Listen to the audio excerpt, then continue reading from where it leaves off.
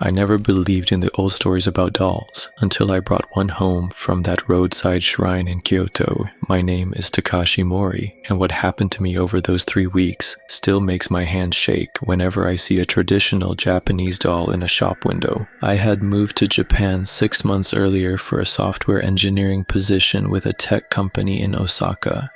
At 24, I was eager to immerse myself in the culture, spending my weekends exploring temples, trying street food, and wandering through neighborhoods that tourists rarely visited.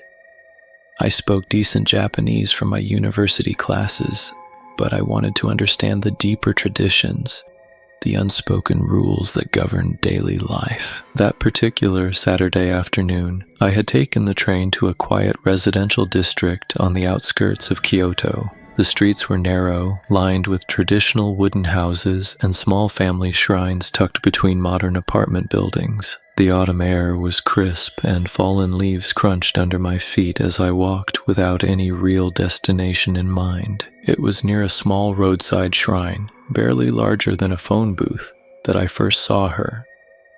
The doll was positioned carefully on a wooden platform next to offerings of rice and incense. She was about the size of a toddler, wearing a faded silk kimono in deep burgundy with intricate gold threading that had dulled with age.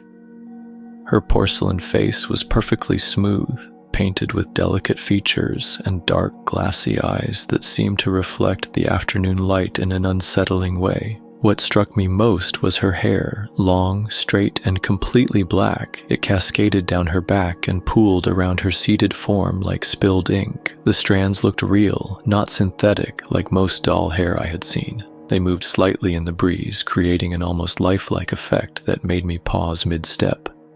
I had read about these dolls during my research into Japanese customs. They were called ningyo, and many Japanese families treated them with deep reverence.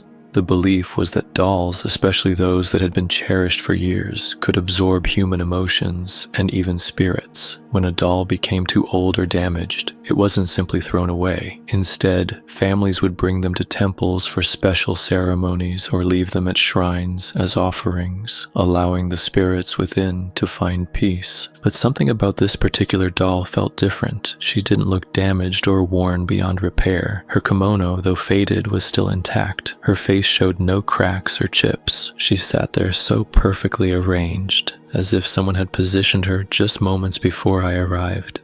I found myself walking closer, drawn by a curiosity I couldn't quite explain. The shrine itself was modest, dedicated to a local deity whose name I couldn't read from the weathered characters carved into the wooden posts. Fresh flowers suggested someone still maintained this place, but the area was completely deserted. As I crouched down to get a better look, those dark eyes seemed to fix on mine. I told myself it was just the angle, just the way the light hit the painted surface, but I felt an odd sensation in my stomach. The doll's expression appeared almost expectant, as if she had been waiting specifically for me to find her. I should have left her there. Every instinct told me that this doll had been placed at the shrine for a reason, that taking her would be both disrespectful and unwise. But as I stood to leave, I felt compelled to turn back one more time. The late afternoon sun was casting longer shadows, and the doll's face seemed to have changed somehow. The painted lips appeared to curve slightly upward, creating the faintest suggestion of a smile.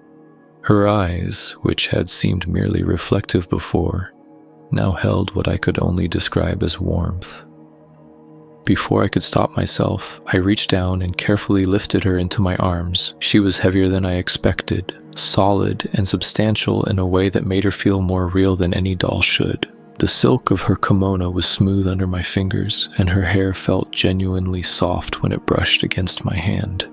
I told myself I was preserving her, saving her from weather and neglect. I convinced myself that taking her home was an act of kindness, that I could research her origins and perhaps find her a proper place in a museum or private collection. But deep down, I knew I was rationalizing a decision that felt both necessary and completely wrong.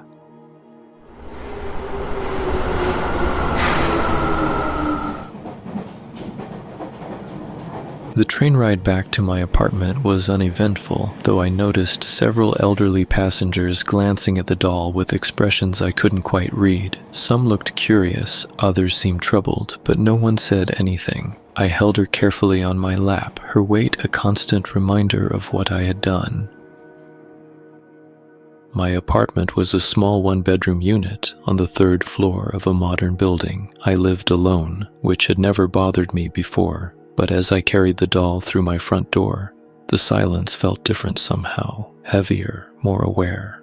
I placed her on my living room shelf, adjusting her kimono and arranging her hair so it fell naturally around her shoulders.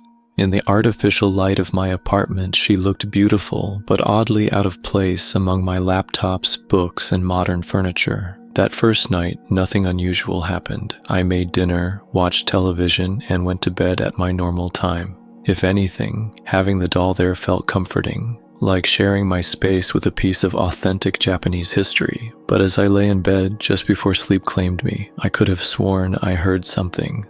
The softest sound imaginable, like bare feet moving across hardwood floors. When I opened my eyes to listen more carefully, my apartment was completely silent. I dismissed that first sound as the building settling, or perhaps a neighbor moving around upstairs. Old buildings made noise, and I was still adjusting to the different sounds of Japanese construction compared to what I knew back home. But over the next few days, those soft footsteps became a nightly occurrence, always happening just as I was drifting off to sleep. The pattern was always the same. I would hear the gentle padding of bare feet moving from my living room toward my bedroom, stopping just outside my door. When I would get up to investigate, the apartment would be silent and empty, with the doll sitting exactly where I had left her on the shelf. By the end of the first week, I began noticing other small changes. The doll's position would be slightly different each morning, not dramatically moved, just turned a few degrees or shifted forward on the shelf. Her kimono would be arranged differently, the folds falling in new patterns. Most unsettling of all, her hair seemed to be growing longer.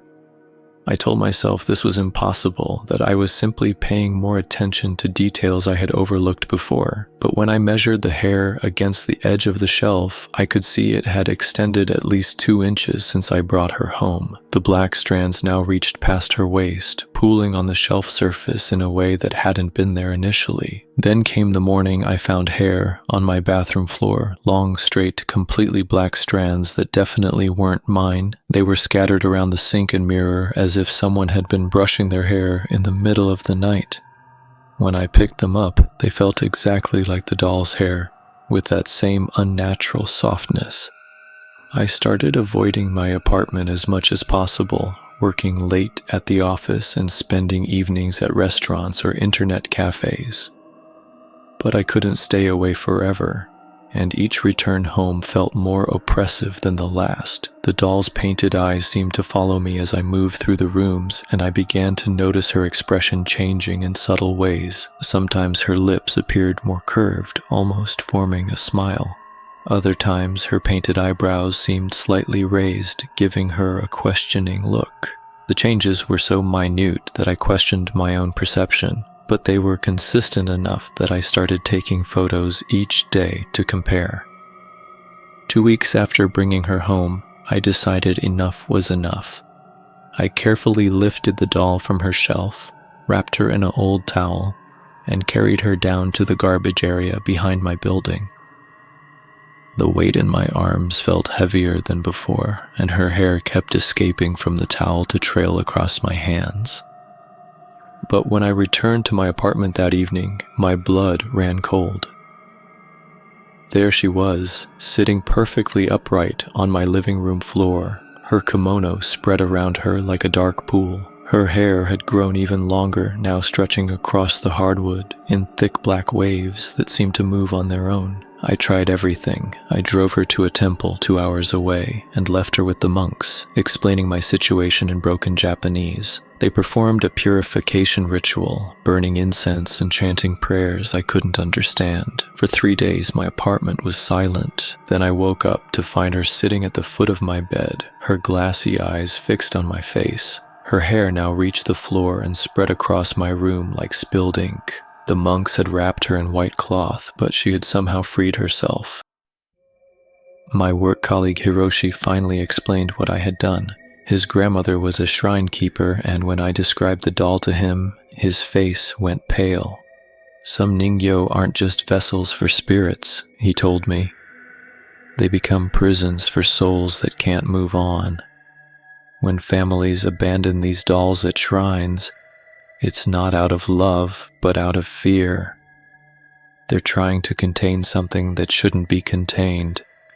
The doll I had taken wasn't an offering seeking peace. It was a warning to others, a boundary that should never have been crossed. That night, I packed everything I could carry and left Japan forever. I never looked back, never returned to collect my belongings or finish my work contract. But sometimes in my apartment back home, I still hear those soft footsteps padding across my floor.